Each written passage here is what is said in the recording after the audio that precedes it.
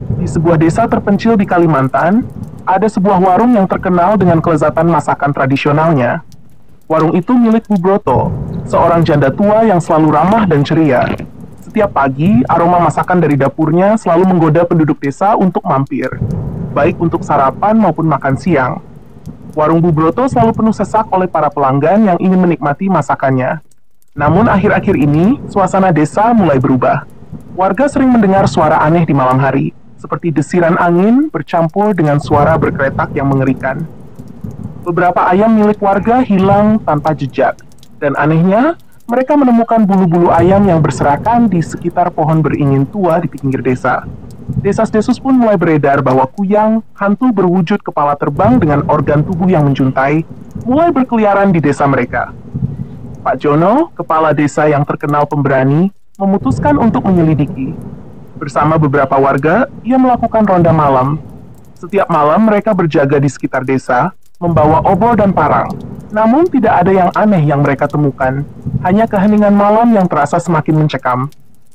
Suatu malam, ketika Pak Jono dan warga sedang ronda, mereka melihat sesuatu yang aneh di dekat warung Bu Broto. Ada bayangan hitam yang melayang rendah, dan terdengar suara berkretak dari dalam warung. Pak Jono, yang merasa ada sesuatu yang tidak beres, mendekati warung itu dengan hati-hati. Ketika ia mengintip dari celah jendela, Pak Jono terkejut bukan main. Di dalam warung, terlihat sosok kepala yang terbang dengan organ tubuh menggantung di bawahnya, sedang melayang-layang di atas panci besar. Ternyata, Kuyang itu sedang mencari bahan tambahan untuk masakan Bu Broto. Pak Jono segera memberi isyarat kepada warga untuk bersembunyi dan mengawasi dari kejauhan. Mereka tidak berani mendekat, hanya bisa berdoa agar Kuyang itu tidak melihat mereka. Namun, salah satu warga, Pak Mamat, yang terkenal dengan sifat usilnya, punya ide gila. Bagaimana kalau kita tipu Kuyang itu? Kita buat dia bingung dengan memberinya bumbu masak yang salah. Bisiknya pada Pak Jono. Pak Jono terdiam sejenak, tapi karena tidak ada ide lain, ia akhirnya setuju. Mereka pun dengan hati-hati merangkap menuju dapur warung dan mengendap-endap mengambil bumbu masak dari rak. Mereka menggantinya dengan garam, merica, dan cabai dalam jumlah yang sangat banyak. Keesokan harinya, seluruh desa gempar. Warung Bu Broto sepi.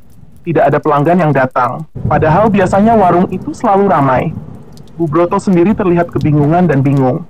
Kenapa hari ini sepi sekali ya? Padahal aku masak lebih banyak dari biasanya, gumamnya. Ternyata, malam itu Kuyang yang kelaparan memutuskan untuk memasak sendiri, menggunakan bahan-bahan yang ada di warung. Tapi karena bumbu masak yang sudah diganti oleh Pak Jono dan warga, hasil masakannya menjadi kacau. Kuyang itu tak sadar bahwa ia telah memakan masakan yang super pedas dan asin. Akibatnya, ia merasa mual dan pusing, sehingga tak bisa keluar lagi di malam hari. Pak Jono dan warga desa yang mendengar cerita Bu Broto tentang keanehan masakannya hanya bisa tersenyum lega. Mereka tahu bahwa si Kuyang telah kena getahnya sendiri. Dan sejak malam itu, desas-desus tentang Kuyang mulai menghilang. Warung Bu Broto pun kembali ramai seperti biasa, meski Bu Broto tidak pernah tahu apa yang sebenarnya terjadi. Namun, ada satu hal yang membuat Pak Jono dan warga tidak bisa berhenti tertawa. Setiap kali mereka mengingat wajah Kuyang yang kepedasan dan mual, mereka tidak bisa menahan tawa.